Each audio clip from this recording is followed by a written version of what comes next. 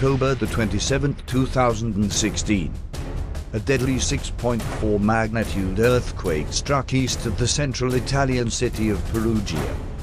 The quake rocked Italy in such a way, news reports referred to it as apocalyptic, as the quake crushed and leveled buildings by the dozens. Proving fatal, the quake sent residents fleeing into the streets and was felt as far as Rome. Matthew 24:7 and 8, and there shall be famines, and pestilences, and earthquakes, in divers places. All these are the beginning of sorrows.